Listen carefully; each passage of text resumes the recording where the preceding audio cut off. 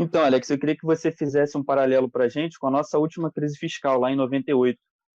Eu queria que você explicasse para a gente as diferenças de quais fatores levaram a gente agora a uma crise fiscal em relação a 98 e quais razões, talvez, de economia política que fizeram que a gente saísse tão rápido lá com o tripé, com superávit primário de 3% ao ano, que não é possível agora e essa está se arrastando por tanto tempo.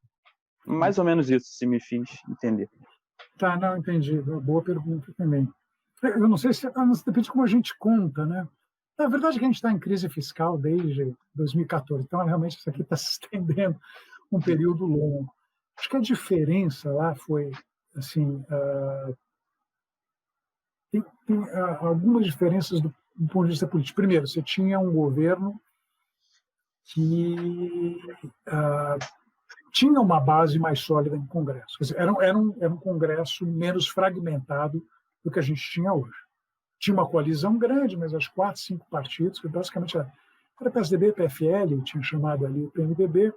Basicamente você tinha condições de governabilidade eram mais claras, né? Então foi mais fácil construir um certo consenso a esse respeito. E tinha, de outro lado, que se provou, em retrospecto, equivocado, mas era a época, assim que diz, tinha um receio grande da quebra da âncora cambial. Então, lembra, até 98 a gente tinha um regime de câmbio administrado, e o câmbio era visto como uma âncora da inflação.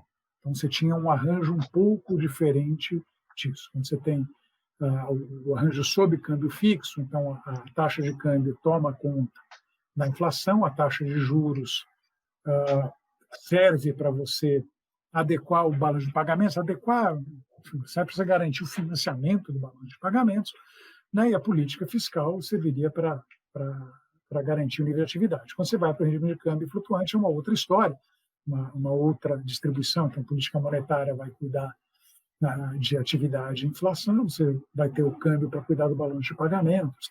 Então, e a política fiscal para dar sustentabilidade à coisa. Mas o fato é que lá atrás a gente tinha um regime de câmbio administrado e a gente não sabia como seria a transição para um regime de câmbio flutuante, né? Tinha um receio grande à época que a gente pudesse, inclusive, perder a estabilidade. Então, tinha também um estímulo forte, falando, a gente precisa fazer um ajuste fiscal para reduzir risco do país, permitir diminuir a pressão no balanço de pagamentos e aí conseguir, né, voltar a crescer com a inflação baixa.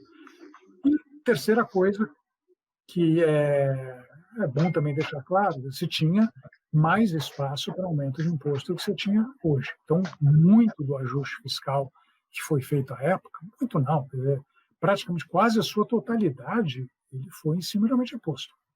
Então, assim, não é que a gente construiu um superávit primário, segurou um pouco os gastos, mas ali foi principalmente uma história em cima de aumento de imposto. Então, essas condições, acho que objetivas, né, fizeram com que lá em 98 a gente tivesse esse tipo de reação.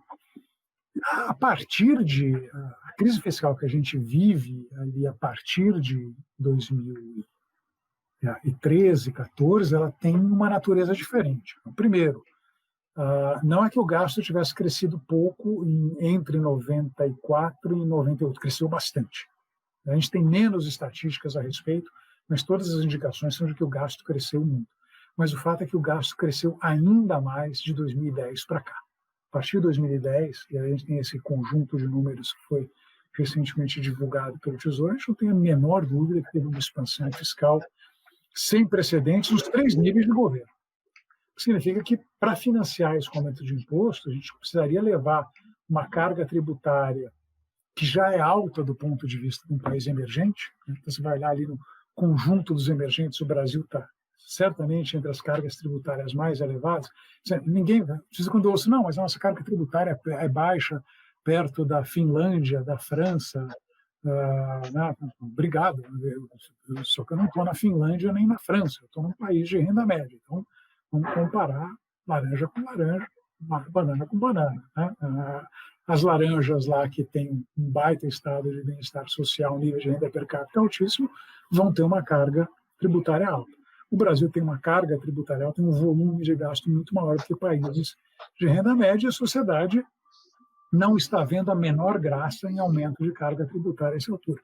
Inclusive porque acho que houve um entendimento a esse respeito. O que acontece, a gente aumenta a carga tributária e não faz nada do ponto de vista de controle de gasto, o problema se repõe. Então, a resistência da sociedade é maior. Segundo, a gente tem um Congresso que é muito mais fragmentado. Então, a gente está vendo hoje, né, o maior partido político, acho que ainda é o PT, tem 50 e poucos deputados, um pouco mais de 10% da Câmara. Qualquer coalizão que você precise para a reforma constitucional no país, você está falando de juntar 7, 8, 10 partidos diferentes. A governabilidade ficou muito mais complicada. E eu acho que se perdeu.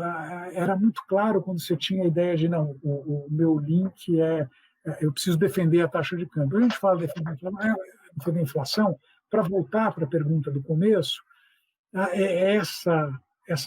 essa ligação entre a inflação controlada e finanças públicas é uma ligação mais sutil, né? Não é todo mundo que entende, não. Lá atrás tinha um entendimento que se a gente não fizesse, o câmbio ia eventualmente ter que flutuar, como flutuou, né? O impacto foi muito menor do que a gente imaginava, menor do que eu imaginava. Certamente a inflação no primeiro ano de câmbio flutuante foi 8%, 9%, que é alta, mas não é nada que não pudesse ser controlado, tanto que foi, né?